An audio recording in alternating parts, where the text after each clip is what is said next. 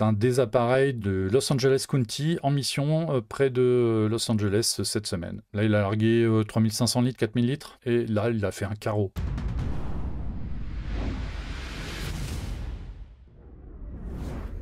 Bonjour, bienvenue et debout là-dedans, parce que c'est comme ça qu'on commence. Bienvenue donc sur Lâcher Solo. Comme d'habitude, on va débriefer un peu d'actu aéronautique pendant une petite heure. Et évidemment, comme vous l'avez vu, on va continuer l'émission qu'on a fait la semaine dernière à propos des feux de Los Angeles. J'ai beaucoup travaillé cette semaine sur celle-ci. On va faire un point justement sur les feux en Californie. Il y a quelque chose qui s'est passé au niveau des moyens aériens que je n'ai jamais vu, que je n'explique pas encore, pour lequel j'ai demandé des informations que je n'ai pas, et personne n'en a parlé, et je trouve ça absolument étonnant. Oui, on va parler beaucoup d'hélicos cette fois-ci, parce que eux sont vraiment à pied d'œuvre, et depuis un moment, et en fait supportent le plus gros des opérations sur les deux gros feux qui restent dans la région de Los Angeles. Alors, le petit point de situation, c'est que les deux gros feux restent encore actifs, même si ces derniers jours, le vent a été un petit peu plus sympa. La météo est douce, on reste toujours dans des températures très agréables, les vents sont à la baisse. Par contre, il y a une préoccupation énorme sur le retour des vents de la Santa Ana à partir de lundi, et des vents qui pourraient aller de lundi au milieu de la semaine prochaine. Donc une situation potentiellement dangereuse pour les feux en cours et pour éventuellement des éclosions qui pourraient avoir lieu ailleurs, puisque de toute façon, quand il y a une situation catastrophique, il y a des feux qui explosent partout, c'est la règle. Le gros des opérations avec un Chinook, ça make sense. Ouais, il faut bien comprendre que quand on parle de moyens aériens, et que certains disent que oui, il n'y a pas de moyens aériens aux États-Unis, ben c'est faux. On va voir, on va parler nombre, on va parler capacité, et effectivement le Chinook à l'écran, c'est un Chinook de la compagnie Coulson, en contrat pour le Los Angeles County Department à l'année quasiment, avec des appareils qui emmènent 10-12 tonnes à chaque fois. Les rotors sont figés sur la photo, mais elle est vraiment impressionnante. Oui. Alors le problème du Chinook, c'est que les rotors ils tournent pas si vite que ça, et donc il faut descendre vraiment en vitesse pour bien les prendre en photo. Le même problème sur les V22, c'est des appareils qui sont pas faciles à photographier. Des Chinook, j'en ai vu régulièrement, pas très loin d'ici. C'est pas un appareil facile à photographier parce que les rotors tournent très lentement. On va faire un petit point de situation sur donc les deux feux. Les deux feux, ils sont là. Donc là, il y a le Palisade Fire et le Eaton Fire. Le Eaton Fire, il est descendu donc dans la ville, à Pasadena. A fait énormément de dégâts. Et le Palisade Fire, pareil, il a rasé carrément Palisade, et il est allé se perdre pas très loin de Malibu. Mais Malibu, finalement, il a été encore sous la menace, mais pour l'instant, il y a eu des dégâts à la marge, mais le feu n'est pas descendu dans la ville. Alors, le point principal, on va le faire dans l'ordre. Donc, le feu qui, moi, m'inquiète le plus, mais je ne sais pas si j'ai raison, c'est le Eaton Fire. Alors le Eaton Fire, donc c'est celui qui est à Pasadena, donc à l'intérieur des terres. Le commandement des opérations est un commandement unifié qui prend en compte l'intervention du LA County Fire Department, du Pasadena Fire Department et de l'US Forest Service, parce que une grosse partie des opérations se situe ici dans les collines, quasiment des montagnes, ça monte à 1500 mètres par endroit. C'est le Los Angeles National Forest, donc c'est un parc national, donc c'est l'US Forest Service qui est responsable. Chaque entité est responsable des territoires dont elle a la responsabilité justement.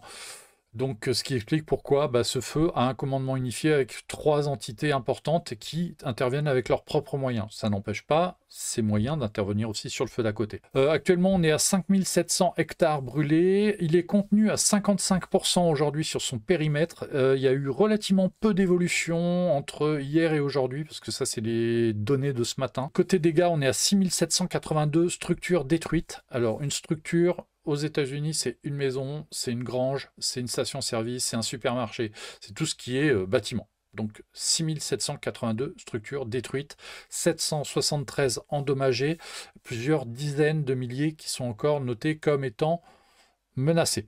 Il y a eu 6 blessés parmi les pompiers. Ceci dit, ils étaient 3404 engagés au 15 janvier avec 293 camions, 25 bulldozers et 15 hélicos. Et le 16, donc hier, ils étaient plus que 3333. Donc il y a eu un petit peu de relève de personnel, enfin de personnel qui ont été enlevés des opérations. 273 camions, 25 bulldozers, 87 Water Thunder, alors c'est les camions citernes, hein, qui acheminent l'eau aussi, et 13 hélicoptères. Donc c'est moins 2 hélicoptères de moins que la veille. Donc il y a une petite déflation des moyens parce que le feu est un tout petit peu plus stable.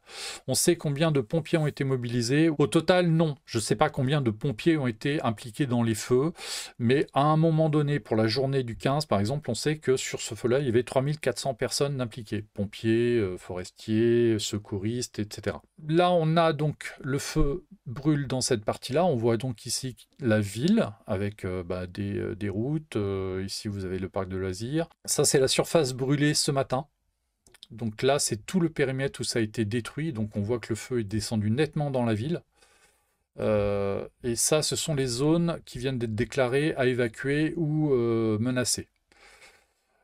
On peut être surpris de voir qu'ici, par exemple, il n'y a pas d'ordre d'évacuation, c'est parce que ça a déjà été évacué. Et on va vous expliquer pourquoi. Ça, c'est la carte la plus intéressante, c'est la carte qui est utilisée par les pompiers, c'est la carte du containment de ce feu. En rouge, vous avez les endroits où le feu est toujours en propagation libre, et en noir, là où il est contenu. Donc ça, c'est une carte de ce matin. Le feu est toujours en propagation libre, donc au nord, dans les montagnes, mais là, il n'y a quasiment personne. Voilà. Et puis, de toute façon, les vents viennent du nord, donc là, la propagation, elle n'est pas stratégique pour le moment. Il y a de la propagation libre ici, et là, on est en pleine ville.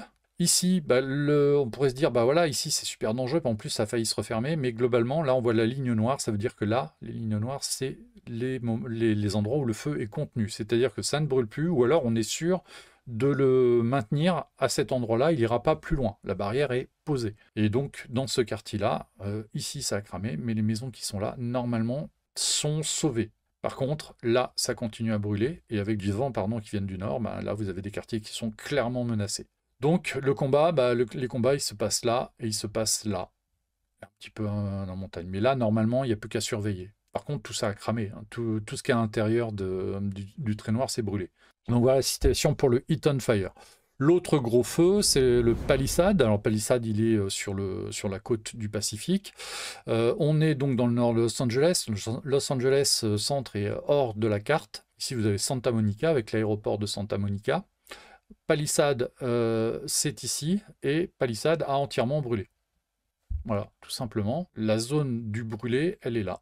Et puis on s'aperçoit qu'il y a eu aussi un feu secondaire ici, mais qui a été très vite jugulé. Donc le Palisade Fire, c'est tout ça.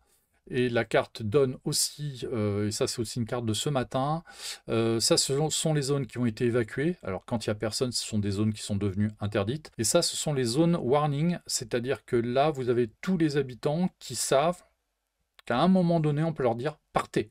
Et là, il faudra partir sans délai. C'est quand même, alors ici, il n'y a personne, mais là, il y a quand même pas mal d'habitations.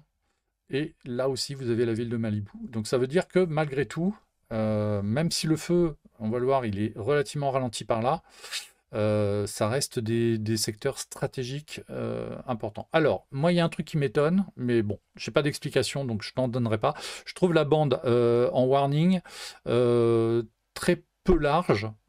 Pourquoi ça ne s'étend pas jusque-là, par exemple, pour avoir un peu plus de marge? Est-ce qu'ici, il y a quelque chose qui fait qu'ils savent qu'ils pourront peut-être le ralentir encore plus ici?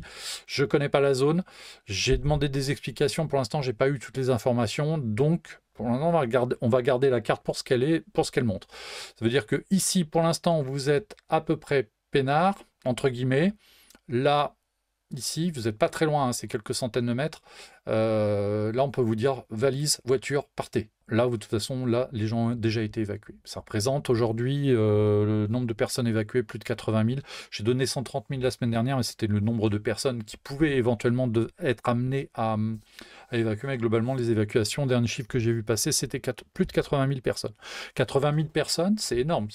J'habite à Courbevoie, c'est la population de Courbevoie. Ça veut dire qu'on vide la ville. Donc le Palisade Fire, il est sous commandement unifié du Cal Fire, du LA County Fire Department, du LA City Fire Department et du Los Angeles Police Department. Encore une fois, un commandement unifié, parce que ça implique plusieurs agences, le Cal Fire au niveau étatique et puis les différentes unités locales. Il a brûlé 9500 hectares à ce jour. Il est contenu à seulement 22%. Ça, c'était les chiffres d'hier. Ce matin, il était contenu à 27%. Ça veut dire qu'entre hier et aujourd'hui, ils ont gagné 5%. C'est pas mal. Les 27%, c'était à 11 h ce matin, heure de Paris. 3328 structures détruites, donc bâtiments de tout ordre. 12 250 habitations menacées, 3 blessés, 8 morts pour ce seul feu, sachant que le bilan global des différents feux, il est monté à 24 victimes pour le moment. Et les causes sont sous enquête, on ne sait pas trop. Sont engagés sur place donc 476 camions, 58 citernes, 44 hélicoptères, 48 doseurs, 4471 hommes. Donc il y a des feux secondaires, un de 400 hectares qui a été circonscrit rapidement et un autre qui est en cours, qui était à 30 hectares, mais qui était contenu à 85%. Donc on sait combien d'hectares sont partis en fumée. Au total, on a 9500 d'un côté, 5700 de l'autre. Donc on est à 15 000 hectares à la louche, sachant que la progression est très ralentie depuis plusieurs jours, parce qu'il y a eu moins de vent. Est-ce que ça va durer ? On va pas parler des moyens terrestres parce que c'est pas le sujet, on va parler des moyens aériens parce qu'au niveau des moyens aériens, il y a eu un engagement massif, maximal. Honnêtement, je vais parler brut. Un passionné de tanker comme moi, être à Los Angeles en ce moment, c'est le salon du Bourget, quoi. Ils sont tous là. Ils sont pas là pour rigoler, ils sont pas là pour se montrer. Il se passe des choses dramatiques. Mais honnêtement, il y a un détachement de matériel aérien dans le coin. J'ai rarement vu ça, vraiment. Dans l'histoire, moi, ça fait 25 ans que je m'intéresse aux bombardiers d'eau. Des rassemblements, des concentrations de moyens aériens, comme ça, je n'en ai jamais vu. Alors, en surface, rien que Palissade, c'est quasiment Paris intramuros. Voilà, ça donne une idée du désastre. Ça, c'est le point. Alors, c'est une capture de YouTube, c'est le point qui est donné tous les jours par le responsable des opérations, donc Jeremiah Whitwer, qui fait un point sur où en est le feu, justement, avec ces fameuses cartes pompiers avec le containment. Le containment, enfin, le feu est circonscrit ici, un peu là. La côte, évidemment, parce qu'il ne va pas aller plus loin. Le Pacifique, il est pollué, mais ça ne brûle pas. Par contre, là, il y a de la propagation. Alors là, c'est une propagation en intérieur parce qu'il doit y avoir des lacs, des points d'eau, et en fait, ça brûle autour. Mais c'est surtout là, c'est très inquiétant parce que ici, c'est pas maîtrisé. Et en fait, c'est un des secteurs les plus stratégiques parce qu'avec des vents du nord, on voit bien que ça pourrait partir sur Santa Monica.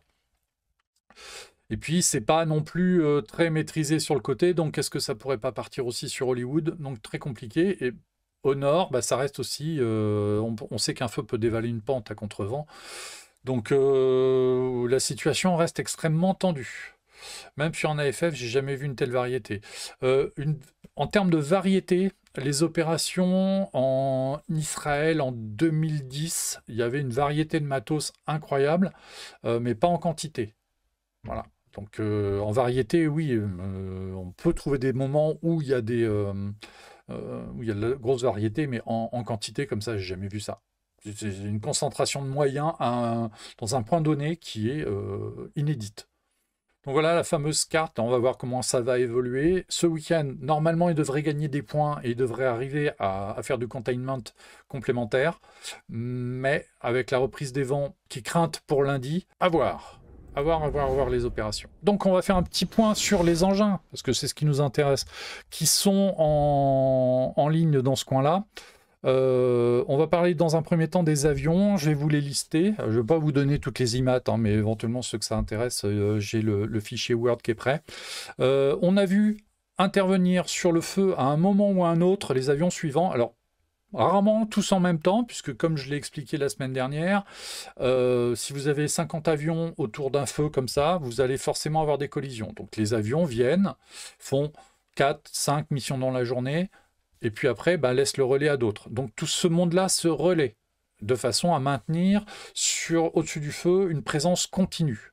Après, c'est mieux pour les équipages qui se fatiguent moins comme ça, et parce que c'est ce qui permet de jouer la durée. Donc, parmi les moyens aériens qui ont été vus sur le feu de Los Angeles, et pour cette liste, je remercie particulièrement Alexandre Dubat, pardon, Alex, qui est un copain de Marseille, qui est un vrai passionné de bombardier d'eau, qui m'a envoyé la liste des avions qu'il avait vus, lui, sur Flight Radar et sur d'autres sources. J'ai confronté, moi, à mes propres observations, et on est à peu près d'accord sur le nombre et sur les avions. Et donc, oui, on a le détail des engins qui ont été engagés sur ces feux. Donc, je vous le détaille là. Il y a eu 8 trackers du Cal Fire différents. Donc, ce sont des avions qui emmènent 4200 litres qui sont basés autour. Donc, il y en a eu 8 qui, à un moment ou un autre, sont venus faire un largage dans le coin. Certains sont venus qu'une fois, d'autres sont venus plusieurs fois. Ce n'est pas les avions qu'on a vus le plus souvent parce que la mission du tracker, c'est l'attaque initiale. Il est évident que sur un feu établi comme ça, l'attaque initiale n'a plus aucun sens. 4200 litres, c'est pas décisif. C'est ce que nous a expliqué Jérôme. Lui, avec son tracker, ce qu'il aime, c'est aller tuer un feu naissant. Alors là, le feu est très établi. Il va y avoir encore pas mal de journées de combat pour arriver à le bloquer et à l'éteindre. C'est pas le travail des trackers. Par contre, les trackers ont tout leur intérêt à rester très opérationnels dans le coin au cas où il y a un autre feu qui se déclare, de façon à pouvoir aller faire de l'attaque initiale pour empêcher d'avoir un deuxième développement. Est-ce qu'il se peut qu'il y en ait qui n'apparaissent pas sur Flight Radar 24? Oui, ça reste toujours possible, mais globalement aux États-Unis, il n'y a pas de restriction. Même les avions militaires sont visibles. Les avions militaires de combat, genre F-15, F-16, non, on ne les voit pas. Par contre, tout ce qui est avion d'entraînement, tout ce qui est avion de transport, on les voit. Et tous les avions du Cal Fire sont visibles. Et ils sont visibles pour une raison toute bête aussi, c'est que les planificateurs du Cal Fire ont besoin de savoir où sont leurs avions, et Flight Radar, pour ça, c'est très pratique. J'en ai discuté avec des gens de la sécurité civile. On sait que depuis les opérations de 2015, quand il y a eu l'action contre les frères Kouachi à Damartin-Gouel, donc il y a 10 ans, les appareils de la sécurité civile, les dragons, étaient encore visibles à ce moment-là, et on voyait le dragon qui était venu en appui des opérations, parce que c'est un hélicoptère de sauvetage comme un autre, et puis ça relève des moyens du ministère de l'Intérieur. Donc, ces appareils-là étaient visibles. Ça a posé problème, le ministère de l'Intérieur a demandé à ce que ces appareils disparaissent de Flight Radar. Donc on ne les voit plus. Il y a d'autres outils comme ADSB Exchange, mais comme le réseau le maillage du réseau est moins dense, on voit moins d'avions, globalement. Et on ne voit pas les avions de la sécurité civile régulièrement, parce qu'en plus ils volent bas, donc si en plus ton maillage est faible, etc. Donc la sécurité civile a demandé à ce que ces avions n'apparaissent pas, et donc y compris les Canadair, les trackers à l'époque et les Dash 8. Certains Dash 8 sont visibles parce que en fait, leur code alphanumérique n'a pas été pris en compte, puisque ces avions n'étaient pas encore en service à ce moment-là, donc le truc n'a pas été mis à jour, donc on ne va pas leur dire. Mais ça pose des problèmes au niveau de la sécurité civile, qui ont depuis quelque temps un système interne pour savoir où sont les avions, mais quelque part, si les avions de la sécurité civile étaient visibles sur Flight Radar 24, ils n'auraient pas besoin d'autre chose, parce que c'est très important pour quelqu'un qui est aux opérations de savoir où sont ses avions, tout simplement. Ah oui, alors on peut avoir la liste, il sait qu'il est sur tel ou tel feu, mais de l'avoir sur une carte, c'est quand même un outil, personnellement, j'y passe mes journées, hein. Que ce soit ça pour repérer un avion un peu exceptionnel qui fait une mission. C'est un outil incroyable pour suivre les avions et pour travailler sur l'aéronautique. Donc 8 trackers, 2 Dash 8 d'Aerofleet, et ici vous avez un des largages qui a été fait donc sur le nord des opérations sur le Palisade, mais il est aussi intervenu sur le Eaton, et là sur la partie mi-citadine, mi-campagnarde, on va dire. Donc les Dash 8 de Aerofleet sont en opération à Los Angeles. Quand on sait tout ce qu'on raconte et ce qu'on peut lire encore sur le Dash 8, que le relief, regardez où il intervient. Voilà. Et là, je vais vous dire, c'est des montagnes. Là, ça rigole pas. Et ils ont besoin de ces avions-là. Ils n'ont pas fait énormément de missions, mais ils étaient là. L'avantage du Dash 8, c'est qu'effectivement, il emmène 10 tonnes. Il n'y a que 2 moteurs, donc il est très économique. C'est surtout un outil gratuit. Toute autre solution engendre des frais non négligeables quand on commence à parler de SATCOM. Exactement. Voilà. C'est pour ça que c'est un outil qui est très intéressant. Et c'est pour ça que je l'utilise, moi, librement. Et il y a peu d'émissions où je n'ai pas utilisé Flight Radar ou ADSB Exchange. Donc il y a les Dash 8, il y a les 3 MD-87 d'Erickson Aerotanker, donc ça c'est des avions quand même 12 000 litres. Il y a un A2 RJ85AT d'Aerofleet, donc encore un quadrimoteur quand même 12 000 litres. Il y a 3 BAE 146 de Neptune, appareil à 12 000 litres, 2 C-130 MAFS, appareil à 12 000 litres, un C-130 du Cal Fire, 15 000 litres, et 2 DC-10, 35 000 litres. Ça veut dire 23 tankers différents. 23 tankers, c'est exactement le nombre d'avions qu'a la sécurité civile quand on compte les Beech. Et là, on a des avions qui ont une capacité d'emport largement supérieure. Pas le même usage, ok, d'accord. Mais 23 tankers. En fait, 22 parce qu'il y a un des BAE 146 qui est reparti, qui est parti en grande maintenance à Terre-Neuve. Ça aussi, c'est un truc qu'on a vu sur Flight Radar. En plus de ces 23 tankers, il y a eu 6 MAFS, 630 MAFS en plus qui sont arrivés. Alors les MAFS ont été activés, sont des avions de l'Air National Guard de différents États, et ils ont été mobilisés et ils sont à Point Mugu, qui est une base qui est à l'ouest, là encore un petit peu plus loin, pas très loin de Vandenberg, là où il y a une base spatiale pas de Bezos, mais d'Elon Musk. 6 MAFS, c'est quasiment toute la flotte. Non, alors c'est 6 MAFS en plus des 2 qui étaient déjà là, donc c'est 8. Oui, c'est toute la flotte, ce sont les 8 MAFS. Les 8 MAFS sont là. Alors, je reviendrai sur les MAFS un petit peu plus loin, je vous expliquerai comment ça marche. Mais c'est des moyens militaires dans lesquels l'US Forest Service a mis sa soute, et ce sont des engins qui sont activés uniquement en cas d'urgence et en renfort, parce que c'est pas un système extraordinaire. Vandenberg, c'est l'armée, pas juste SpaceX. Et donc, en fait, il y a une base qui s'appelle Point Mugu, qui est juste à côté. Point Mugu, parce qu'il est sur la pointe. C'est une base de la Navy, je crois. Et les MAFS sont basés là. Et il y a un aérodrome civil aussi qui est utilisé dans le coin, c'est Santa Maria. Donc ça, c'est une des missions des DC-10 qu'on en fait pas mal. Donc décollage de San Bernardino, c'est là où est leur base. Alors dans quel sens il a fait celui-là? Je pense qu'il a dû décoller comme ça. Hop, passer là. Prise en compte par le lead plane. Passe de largage, retour maison. 25 minutes de vol. C'est vrai que j'en ai fait plusieurs comme ça. Et puis, il y a du renfort en Écopper, puisqu'on sait qu'il y avait au départ 2 CL415 du Québec basés à Van Nuys, qui ont été renforcés. Il y a 2 CL415 québécois supplémentaires qui sont en train d'arriver. C'était au dernier pointage, et merci Alex pour les avoir repérés. Ils sont à Boise, dans l'Idaho, qui est une grosse base de l'US Forest Service, donc ça vaut le coup de faire l'escale à ce moment-là, à cet endroit-là. Et je pense qu'ils seront en Californie dans la journée. Donc ça fait 4 CL415 du Québec, sachant que l'avion qui a été endommagé par un drone a été réparé. Normalement, il devrait revoler dès qu'on en aura besoin. Donc là, on parle d'avions qui emmènent 6200 litres chacun. Il y a 2 CL415 d'Aerofleet dans le secteur. Donc ça fait 4 Canadair, bientôt 6. Il y a 2 CL415 de l'Ontario qui ont été annoncés au départ aujourd'hui. Par contre, reste à savoir quand est-ce qu'ils seront en Californie. Je pense qu'il y a bien une bonne journée de convoyage, donc ils seront à pied d'œuvre lundi matin, il n'y aura pas de problème, voilà. Ils ne sont pas encore arrivés. J'ai vu passer une communication de l'Ontario officiel qui disait que l'avion va partir. En fait, les avions étaient en maintenance, il a fallu sortir en urgence. En plus, quand on voit les conditions météo dans le secteur, c'est pas les gens qui nous regardent de Winnipeg qui nous diront le contraire. C'est fait un temps à pas mettre un Canadair dehors, il va falloir pourtant.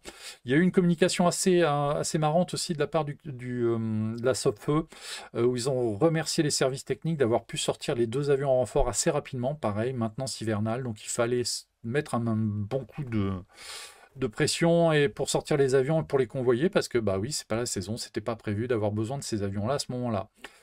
Et on parle des avions, et évidemment, il faut aussi parler des équipages, parce qu'un avion sans équipage, ça ne sert pas à grand-chose. Et il y a aussi, donc, depuis quelques jours, du côté, alors je crois qu'ils sont basés à Hollister, 2 CL415 EAF, c'est-à-dire des CL215T à 5500 litres d'emport chacun, mais qui sont sur place, qui sont prêts à intervenir en cas de besoin aussi. Au total, il y aura une dizaine de Canadair dans le coin. Les CL415 voleront ensemble ou par groupes séparés en fonction de leur provenance. Une grosse noria avec toutes ces livrées serait beau. Alors, les Canadair, aux États-Unis, théoriquement, ne sont pas utilisés en noria parce qu'ils sont éparpillés sur le territoire. Mais quand ils sont sur des opérations conjointes, oui, ils font des norias. Les avions d'Aerofleet et de Bridger ont été déjà vus en noria ensemble. Donc ça, ils savent faire.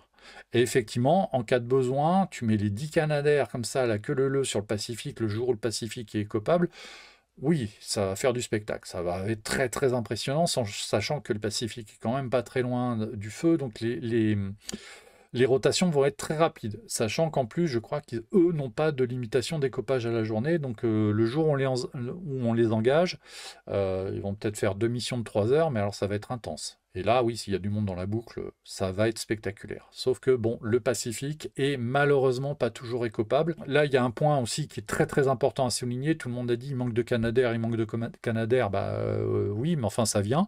Et puis surtout, bah, il manque pas d'avions parce qu'il y en a un gros paquet qui est dans le coin. On est à plus d'une trentaine d'avions là. Et le Pacifique n'est pas toujours écopable. D'une part parce qu'il peut y avoir de la houle, des vagues fortes, il peut y avoir des rochers, il y a aussi de la navigation maritime. Bon, ça se gère, c'est pas difficile d'interdire un secteur. Il y a un autre problème, c'est les fumées. Les fumées, elles sont poussées par le vent du nord et où elles vont stagner au-dessus du Pacifique. Bah, si vous avez des fumées sur le plan d'eau, vous ne pouvez pas écoper parce que vous ne voyez pas où vous allez. Voilà, c'est les limites de l'exercice. C'est aussi, il y a d'autres limites dont on va parler un petit peu plus tard. Les hélicos écopent et pompent aussi un petit peu dans le Pacifique, mais ils vont aussi chercher des points à l'intérieur des terres. Donc c'est vraiment, ils vont au plus près, au plus pratique. Et honnêtement, il ne faut pas les prendre non plus pour des jambons. S'ils pouvaient aller prendre dans le Pacifique, si c'était plus simple de le prendre dans le Pacifique, ils le feraient. Et s'ils ne le font pas, c'est qu'il y a des raisons. Et donc pour les hélicos, alors là, accrochez-vous les enfants parce qu'il y a du stock. Il y a un Kamax. Alors le Kamax, pour ceux qui ne connaîtraient pas, c'est une grue volante, c'est un hélicoptère monoplace, birotor, et c'est un truc particulier de chez Kaman, ce sont des rotors entremêlés. Chaque rotor tourne sur son axe et en fait ils se croisent. Bon, ça, c'est un système Kamac, c'est un peu comme les systèmes Kamov aussi, c'est bon, bref, ça permet de se passer d'un rotor de queue, et donc c'est un appareil qui a une empreinte au sol quand il va se poser, qui est un peu moins problématique que les hélicoptères qui ont un rotor de queue, par exemple. Bon, après, avec les fenestrons, tout ça, bon bref, voilà. C'est un appareil qui, en configuration feu de forêt, peut lever jusqu'à 2800 litres. Alors c'est un appareil qui peut avoir un kit largage, donc collé au fuselage, mais en fait qui s'avère qui n'est pas très pratique. En fait, l'utilisation préférentielle du Kamax, c'est le Bambi Bucket en long line, parce qu'en plus, ça équilibre le vol de l'appareil. Et en plus, avec une long line, si vous avez par exemple un plan d'eau entre deux parois très encaissées, bah, en fonction de la longueur de votre long line, vous pouvez quand même aller chercher de l'eau. Ce que vous ne pouvez pas faire avec la pompe du kit. Donc, pour utiliser au mieux un Kamax, long line, il est plus stable et en plus, il peut aller chercher l'eau dans des endroits très encaissés. 2800 litres pour le Bambi Bucket qui est utilisé visiblement sur ces appareils-là. C'est un engin assez spectaculaire, assez gros, pas très beau, mais qui est très intéressant. Alors le problème, c'est que c'est un appareil qui n'est plus produit, qui a été produit à très peu d'exemplaires, mais sur ces missions-là, ou sur les grues volantes, sur les opérations grues volantes, c'est un engin qui compte. Ça, c'est une photo qui a été prise à Nîmes en 2017. Il y avait eu un appareil qui était venu en démonstration, un appareil qui est basé en Suisse. Parce que dans les Alpes, ça sert de grue volante pour plein de missions et c'est un appareil très pratique, très polyvalent. Monoplace par contre. Donc les baptêmes de l'air en Kamax, ça n'existe pas. On a du Kamax, on a les 4 AW139 donc de Los Angeles qui peuvent opérer la nuit et qui opèrent quasiment toutes les nuits, qui emportent 1800 litres. 4 Bell 412, eux, qui emmènent aux alentours de 1500 litres. 7 UH1. Alors, le UH1, c'est le Bell UA, hein, c'est le DC-3 de l'hélicoptère. Ça, dans 50 ans, ça va encore, ces trucs-là. En fonction... Alors, il y en a pas mal au Cal Fire encore, même s'ils sont en train d'être remplacés par les S-70. Ils emportent entre 1200 et 1300 litres en fonction du système. Alors, les appareils du Cal Fire sont équipés de kits ventraux quand ils sont en opération urbaine, et ils sont équipés de Bambi Bucket quand ils sont en utilisation à la campagne. Parce qu'en ville, il y a quand même pas mal d'obstacles, de lignes, etc. Et donc un Bambi Bucket, tu as vite fait de le mettre dans un câble, alors qu'avec un réservoir ventral, tu as moins de risques. Et visiblement sur les opérations de Los Angeles, bon, ils sont tous avec des... Enfin, je sais pas d'ailleurs, parce que sur les captures, on voit pas toujours les utilisations, mais il y a quand même pas mal de machines avec des kits ventraux. On a 2 H215 du Los Angeles County qui sont gréés en bombardé d'eau aussi. Je sais pas le système, je sais pas combien ils emmènent, mais bon, le H215 c'est du Super Puma, donc ça peut monter jusqu'à 4 tonnes facile. Et là où ça devient vraiment impressionnant, c'est qu'on a dénombré dénombré, accrochez-vous, 29 UH-60 ou S-70i, des appareils qui sont utilisés par le CAL FIRE, par l'ACOFD, par l'Army et par l'Air Force. Ces appareils qui peuvent emmener jusqu'à 4000 litres en réservoir ventral ou en Bambi bucket. Et certains peuvent opérer la nuit, même en crépus, et il s'avère que ces appareils-là peuvent être extrêmement efficaces et intéressants à voir opérer, parce qu'il y a cette vidéo-là qui est sortie cette semaine. C'est un des appareils de Los Angeles County en mission près de Los Angeles cette semaine. Et là, il a fait un carreau. Là, il a largué 3500 litres, 4000 litres. Et voilà le résultat. Alors, on peut détailler parce que si on fait une capture d'image, on voit qu'il reste des foyers résiduels. Donc ça ne suffira pas, son largage ne suffira pas. Mais globalement, là, il a fait une belle marque. Donc on a parlé la semaine dernière de vidéos de largage moyen. Et ça existe systématiquement. Je pense que sur des opérations comme ça, si tu cherches des largages moyens, tu vas en trouver. Là, carreau. Un petit point aussi sur les habitations. Là, on voit que c'est du béton. Enfin, c'est pas de la maison en bois. Elles sont pas entassées les unes sur les autres, mais on voit qu'il y a des arbres. Ça peut brûler et ça peut être très dangereux. Mais on n'est pas dans un quartier populaire, là. Hein. Visiblement, c'est quand même de la belle maison. Il y a des voitures. Est-ce que les gens évacués ont laissé leur voiture? Je ne sais pas. Mais en tout cas, là, ils étaient en danger et l'hélicoptère, là, il leur a sauvé la mise. Ceci dit, c'est ce point-là qui me paraît intéressant. Après le largage, on voit que les fumées masquent un peu, mais quelque part, il reste des points très chauds. Et là, c'est encore des flammes. Et ça ne demande pas grand-chose pour repartir. Il va falloir repasser dans le secteur. Mais au moins, pour quelques minutes, là, il a gagné la bataille. C'est propre. Et c'est un très beau largage. Et il faut montrer que les moyens aériens, ouais, ils sont pas là pour faire beau. Faut se méfier aussi parce qu'il y a du fake. Il y a quand même pas mal de vidéos qui sont présentées pour étant des images des opérations actuelles. Mais si vous voyez passer un 737 de Coulson, c'est que c'est pas d'actualité. Par exemple, sur tous les avions lourds qui sont en service dans la région actuellement, il y a un exemplaire de quasiment tous, sauf le 737, parce qu'en fait, des 737, il y en a eu que 4 convertis. Il y en a un qui a été crashé en Australie, on en a parlé. Il y en a un, donc encore en Australie, il y en a un au Chili, et l'autre, il est en Argentine.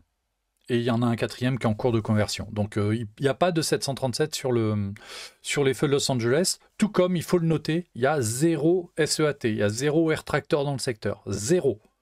Ces avions et même d'autres avions agricoles. On est vraiment là, dans un endroit où ils utilisent que des lourds. Donc il n'y a pas de Fireboss, qui pourtant avec leur flotteur pourrait écoper. Sur des distances en plus un petit peu plus courtes, normalement, il me semble que les Canadair sont peut-être un peu plus pratiques. Non, ils sont même pas dans le coin. Vraiment, il n'y a rien. C'est que du lourd ou de l'hélico. Et ça, c'est aussi un point qu'il faut noter. Donc ils sont pas à poil au niveau matos, on vient de le voir, mais il n'y a pas tout. Même s'il y a une variété de machines incroyable, on va continuer. Donc j'en étais à 29 UH-60, S-70i et compagnie. 29 quand même. 29 hélicos quand même, 4000 litres au maximum. C'est chaud. Vraiment, là, ça fait beaucoup. Ils ne sont pas tous sur le feu en même temps quand même. Il y a 3 S-61 de Coulson, pareil, c'est des gros hélicoptères, mais quand même 4 tonnes, je crois, quelque chose comme ça. Donc en gros, on est aux alentours de 50 hélicoptères légers. Donc on reprend le chiffre, on était à une trentaine de 35, un peu plus de 35, presque 40 avions. Là on est à 50 hélicoptères légers et on va terminer par les lourds. Donc il y a 6 CH-47, donc comme à l'image, Coulson Unicole, et puis il y a Billings aussi qui en a. Donc ça, ce sont des appareils qui emmènent 10 à 12 tonnes en fonction de la température, en soute interne souvent. Et ça vaut 2 Canadair. Voilà, il faut être très clair. Il y a 4 S-64 Air Crane dans le secteur. Alors, il y en a 2 de chez Hélicoptère Express et 2 de chez Sealers.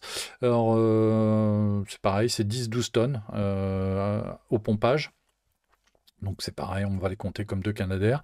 Il y a des Chinook militaires aussi dans le coin, en renfort. Les Chinook qui sont équipés de Bambi, je crois, de 5000 litres. Donc c'est un peu moins, mais voilà, c'est des moyens de renfort. Ceci dit, 5000 litres, ça cause. Donc on est à plus de 10 lourds.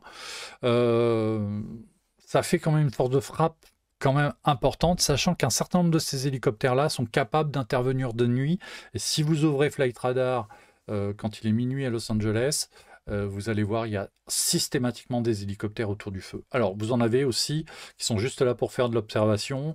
Il y a les hélicoptères des News TV aussi qui traînent. Donc, il y a du monde au-dessus des feux. Par contre, il y a un truc qui est extrêmement intéressant. Alors, ça, c'est les appareils qui sont en renfort. Là, vous avez un Black Hawk de l'US Air Force avec la perche de ravitaillement en vol qui ne va pas servir à grand-chose, mais qui est là avec son Bambi prêt à intervenir. Les hélicoptères militaires qui sont engagés sur les feux de forêt sont toujours avec des marques roses comme ça. C'est plus de l'improvisation, c'est quasiment de la norme maintenant. Il fallait, pour ces appareils-là, les distinguer. Donc, on peint le numéro sur la coque parce que ça sert énormément aux gars qui sont au-dessus et en dessous. Donc, il faut une couleur qui contraste avec le gris militaire. Un jour, il y a un mec qui a trouvé de la peinture rose. Et bah, c'est resté. Voilà, donc ça c'est un engin de l'US Air Force. Alors ce qui est étonnant, c'est que normalement celui-ci était affecté à une base du New Jersey, New York, de l'autre côté. Bon, il est peut-être en détachement ou il a été affecté à une unité du coin, mais en tout cas il est en renfort bombardé d'eau dans la région de San Francisco. Et donc voilà, du Chinook. Je crois que ce sont des photos qui sont liées aux opérations actuelles, parce que c'est des appareils qui interviennent relativement régulièrement sur les feux. Et voilà le Bambi Bucket qu'il utilise. Donc c'est un seau souple, c'est lourd, hein, puis c'est rigide finalement, mais c'est ce qu'ils utilisent en renfort. Le truc étonnant, et ça c'est vraiment quelque chose que j'ai pas vu dans les médias, ni aux États-Unis, ni en France, c'est que les avions ne sont plus utilisés sur les feux depuis le 14 janvier. Et encore le 14 janvier, j'en ai trouvé un qui est intervenu sur les feux. Ça veut dire que tous les avions qu'on a détaillés, je ne parle pas des hélicoptères, je parle des avions, tous les avions qu'on a détaillés, les gros, les petits, là, il n'y en a aucun qui est intervenu sur les feux depuis lundi. Pourquoi? Je n'ai pas la réponse. Il y a des hypothèses et on va en parler. Mais regardez, ça c'est le N46BT, donc c'est un Canadair de chez Bridger. Donc ça c'est les dernières marques qu'on a sur Flight Radar. Donc là, le 11 janvier, il termine son convoyage depuis Bozeman, donc Bozeman-Dillon, Dillon-Santa Maria. Atterrissage 13h36. Et depuis, il n'a pas volé. Ça, c'est une capture que j'ai fait tout à l'heure, en début de matinée. Voilà. Et même chose pour, par exemple, un DMD 87 d'Ericsson. C'est que donc le feu débute le 9 janvier. Donc le 10 janvier fait 5 missions. Vu les durées, c'est missions standards, donc depuis Lancaster, Foxfield. Avec ou pas décalage à San Bernardino, sans doute pour des histoires de place sur les pits ou sur les parkings. Il fait 3 missions le 11, il n'en fait pas le 12, mais il y avait d'autres machines sur le 12, hein, je ne vais pas toutes les faire. Il fait une mission le 13, terminé. 14, 0 avion sur les feux de Los Angeles. 0 avion.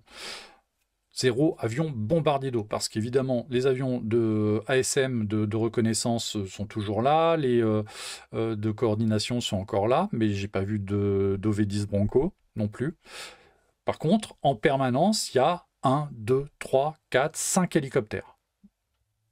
Pourquoi? J'ai pas la réponse.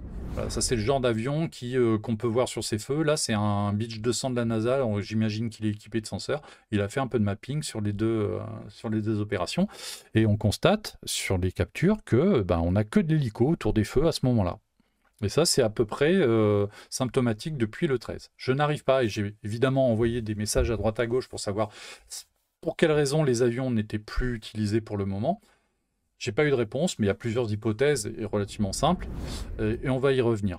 Alors, la première hypothèse qu'on pourrait penser, c'est de se dire, ouais, effectivement, j'ai vu passer des articles dans la presse française sur la possible nocivité du retardant. Alors, oui, ça, c'est un serpent de mer qui existe depuis 50 ans, et il y a des procès régulièrement, il y a des problèmes régulièrement sur le fait que, oui, le retardant est un produit chimique, et que globalement, on peut s'inquiéter de savoir s'il n'est pas toxique pour l'homme. Alors, c'est un produit qui est d'une composition un peu complexe parfois, sur lequel il y a des précautions d'emploi. Par exemple, tous les gens qui sont à proximité des pélicandromes, c'est masque, gants.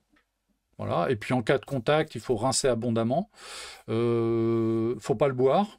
Mais ça, votre shampoing non plus, faut pas le boire. Donc, il y a des inquiétudes sur la nocivité du retardant. Il y a des procès qui ont été faits. Il y en a eu un récemment, mais il a été fait parce que ils ont largué sur l'eau, sur un cours d'eau. Il y a eu beaucoup de retardants qui est tombé dans l'eau, et ça, les poissons, ils aiment pas. Donc, il y a des forestiers qui ont porté plainte. C'est allé jusque devant une cour, et le juge a statué que, oui, effectivement, c'était une erreur de larguer là. Les forestiers voulaient aussi statuer sur le fait que c'était inefficace, mais ça, c'est très difficile à démontrer parce qu'en fait, le retardant est très efficace. Ceci dit, il est tout à fait normal et logique de surveiller ça avec attention au cas où il y aurait un jour un problème. Donc, c'est pas... On pourrait se dire, ok, ils ont arrêté d'utiliser les avions parce qu'ils utilisent le retardant et que c'est pas bon. En fait, non, pas du tout, parce qu'en fait, une des hypothèses, ce serait surtout que le retardant sur un feu urbain, ça ne sert pas à grand-chose. Vous faites une barrière de retardant, le feu arrive, effectivement, les 3 maisons que vous avez repeintes en rouge, elles vont pas brûler, il y a une saute de feu, ça part 2 km plus loin, ça sert à rien. Et ça coûte cher. Et puis c'est des avions compliqués à utiliser, il faut un nid de plaine, tout ça. Bon, c'est pas des opérations très souples. Et ce qui me laisse pas penser que c'est pas ce problème-là qui oblige les avions à rester au sol, c'est que ça touche aussi les Canadair. Or, les Canadair n'utilisent pas de retardant. Donc, si on interdit les appareils à voileur fixe, c'est pas pour ça. On peut se poser aussi, j'ai eu une remarque qui me dit, ouais, c'est que, par exemple, les avions, et notamment les Canadair, ils vont écoper dans le Pacifique et ça met du sel sur les terres.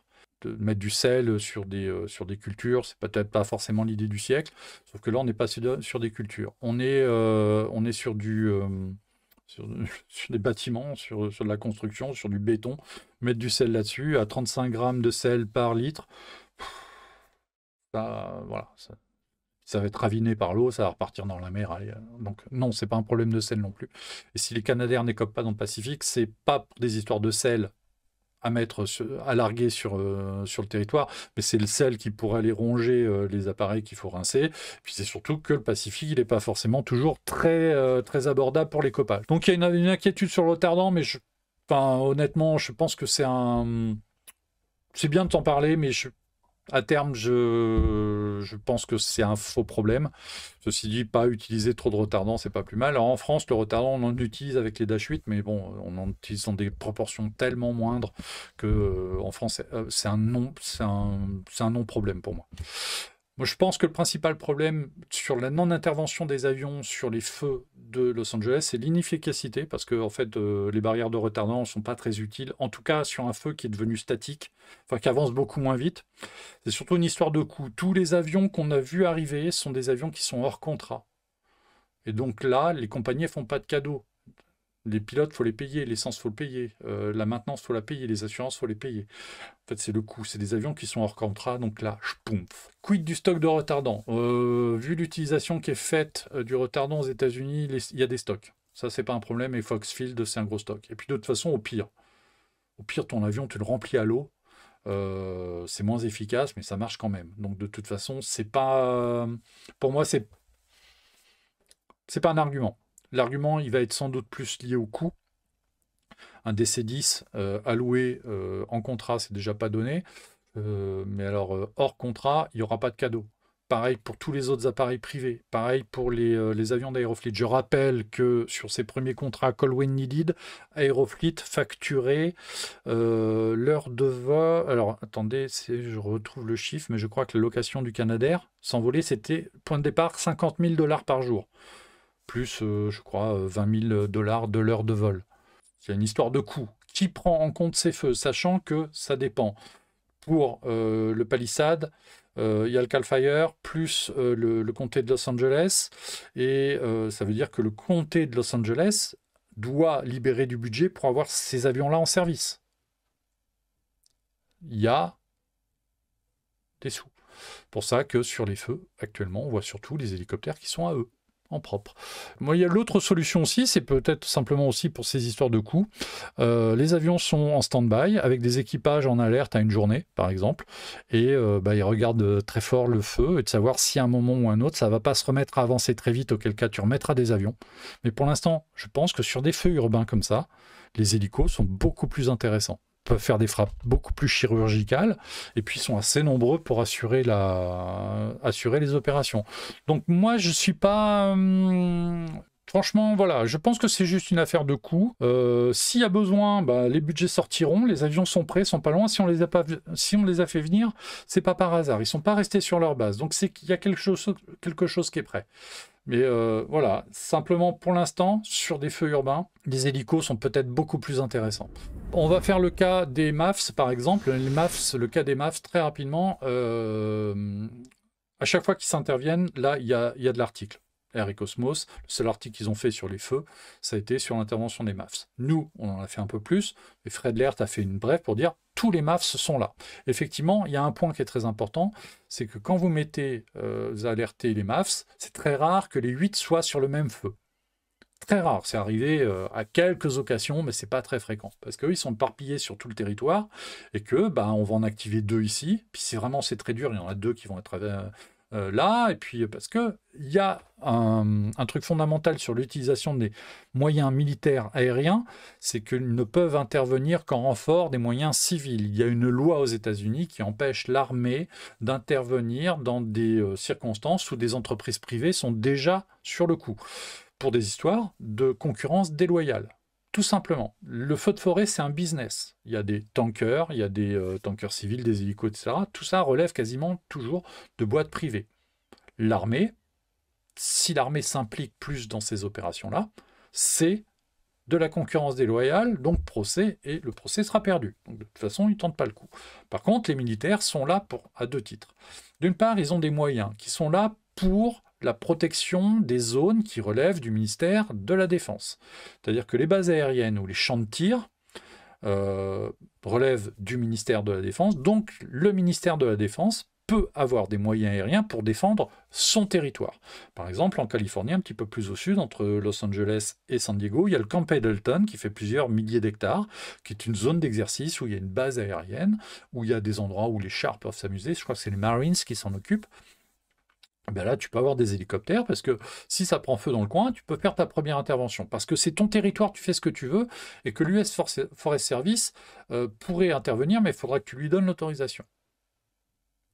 Les militaires, aux États-Unis, ne sont là qu'en renfort des moyens civils. Et donc l'activation des MAFS ne se fait que au moment où les moyens civils courants sont débordés. Là, ils ont mis les 8. Mais il n'y en a que 2 qui sont allés sur le feu. Ça, c'est une des missions. Ils en ont fait 3 chacun, je crois. Je crois que le dernier avion à avoir été vu sur un feu, je crois que c'est peut-être même un MAFS, mais je ne suis pas sûr de mon coup, là. Là, vous avez un profil de mission. L'avion est à Point Mugu, donc juste à l'extrémité du relief. Effectivement, Vandenberg est un petit peu plus à l'ouest encore. Pépère, il décolle. Fait le tour. Là, il est pris en compte par le lead plane.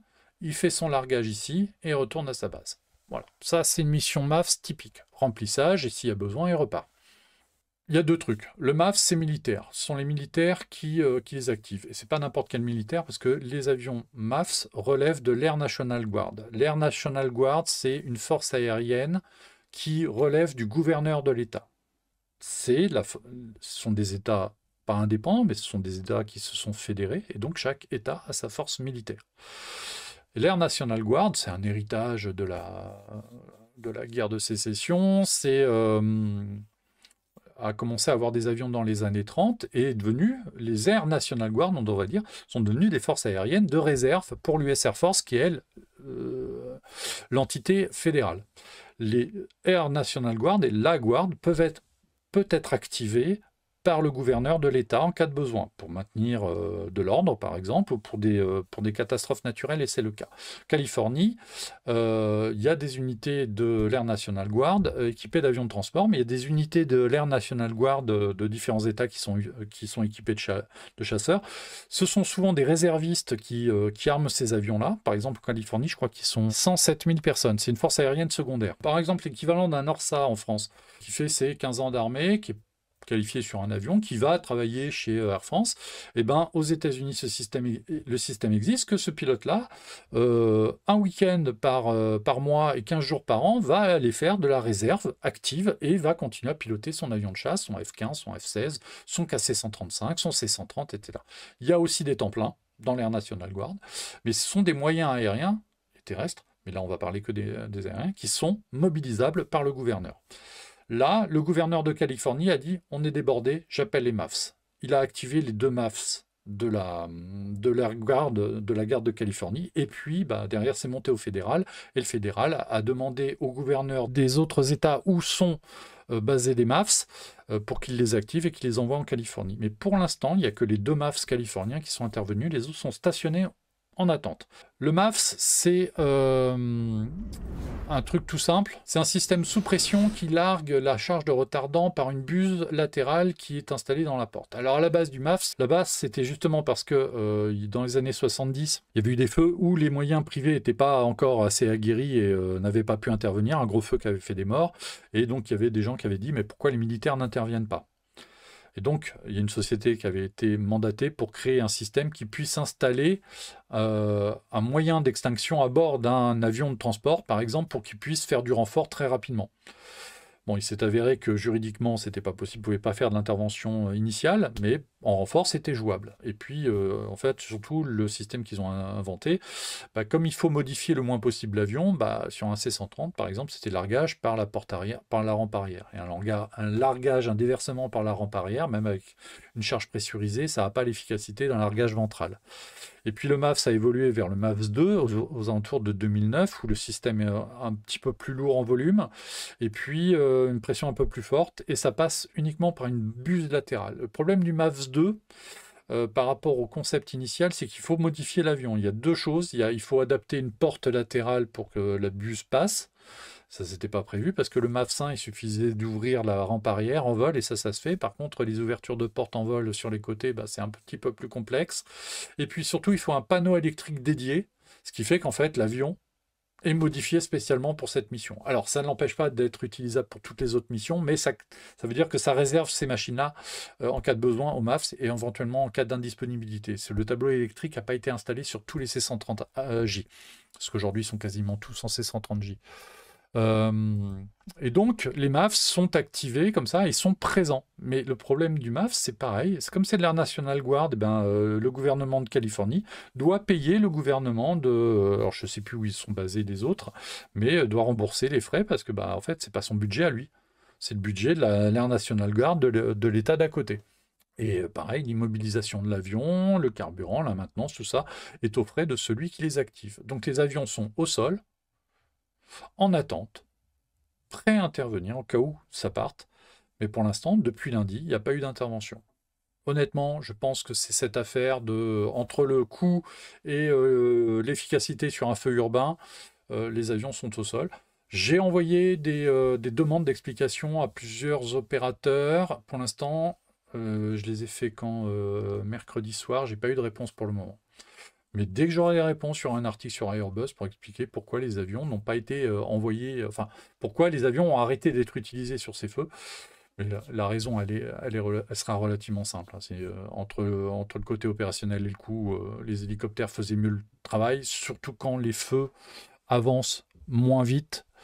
Et on va continuer à surveiller ça parce qu'on ne sait pas ce que le début de la semaine va donner. Ce qui est intéressant, c'est le caractère catastrophique de ces opérations-là. Et je vais terminer là-dessus. Parce qu'en fait, ça rejoint une lecture que j'ai faite cette semaine. On va parler des plaques de Horizon, la fameuse théorie. Le caractère catastrophique de ces feux, il relève d'un truc tout simple. Sécheresse, première plaque. Une étincelle, l'origine on verra, deuxième plaque. Troisième plaque, un habitat particulier en bois, maison entassée. Et puis le vent. Quand tu alignes tout, ça s'appelle l'alignement des plaques d'Horizon, tu pars d'un problème à une catastrophe. Et ça, c'est aussi Et t'enlèves. Et c'est là où c'est que c'est important, c'est que si t'enlèves un des paramètres, la catastrophe n'a pas lieu. Par exemple, habitat bizarre, sécheresse, et une étincelle, sans vent, ça donne un problème mais pas une catastrophe. Mais si tu rajoutes le vent, ça tourne au drame. Si tu mets un habitat ou une absence d'habitat, tu as un feu de forêt tout simple, c'est quelque chose que tu connais, il y a moins de victimes, et ainsi de suite. Et puis si tu mets pas d'étincelle, pas de problème. Donc voilà, tout ça, c'est un paramétrage. Et tout ça est lié à un truc, alors je ne savais pas, et j'ai découvert ça cette semaine dans une lecture, et je trouve l'histoire assez sympa. La fameuse loi de Murphy, qui est donc la loi de l'emmerdement maximum. Eh ben, en fait, c'est une loi aéronautique. Et alors, écoutez, c'est très simple, hein, c'est dans le magazine piloté de ce mois-ci. Il y a un article sur un docteur de l'US Air Force qui s'appelle John Paul Stapp, qui, à la fin de la Seconde Guerre mondiale, s'est intéressé au problème des sièges éjectables. Et donc, il est médecin, et alors c'est un mec, c'est un taré, c'est un casse-cou, c'est un dingue. Il a fait les expériences lui-même. Donc, il s'est mis sur des fauteuils, sur des rails qui vont très très vite pour tester les accélérations. Il s'est éjecté, il faisait du parachutisme, etc. Il a manqué de se tuer plusieurs fois. C'est un gars qui est allé jusqu'à prendre 45 G dans la tronche. 45 G, alors pas très longtemps, mais quand même, ça fait. Et il avait créé une petite équipe justement pour mettre au point des sièges éjectables, parce qu'on s'était aperçu qu'avec les avions qui commençaient à taquiner le supersonique, le fait d'ouvrir la verrière et de sauter, tu pouvais pas. Donc il fallait quelque chose qui te catapulte. Et en fait, ils avaient monté une équipe d'expérimentateurs à Muroc, donc en Californie, Edwards Air Force Base, pour mettre au point ces sièges éjectables. Alors il y avait des trucs du côté de la Luftwaffe à la fin de la Seconde Guerre mondiale, ils avaient testé des trucs, mais ils n'y étaient pas. Mais avec l'arrivée du P-80, etc., il fallait des systèmes d'évacuation. Déjà, il en aurait peut-être même fallu sur des avions comme le P-38. Quand tu dépassais 670 km/h en piqué, tu ne contrôlais plus l'avion, parce que tu commençais à rentrer dans les zones de compression transsonique, et là, l'évacuation, ton avion partait au tas. Il y a des tas de pilotes qui se sont tués comme ça. Donc, il fallait trouver un système pour évacuer. Bon, voilà, ils se sont mis au truc, et puis ils sont arrivés au concept du siège éjectable, parce que c'était la seule solution, et donc il fallait tester toutes les solutions. Et donc, pour tester, il y avait déjà le fameux rail sur lequel ils pouvaient faire passer un engin, alors propulsé par des jatos, des fusées à poudre. Enfin, vous imaginez le délire. Franchement, renseignez-vous sur son travail, c'est un dingue, j'adore. Et dans son équipe, on lui avait affecté un mec de la Navy, sans doute de l'aéronautique navale d'ailleurs, parce que je vois qu'il a des ailes sur son truc, donc je pense qu'il devait être dans le coup.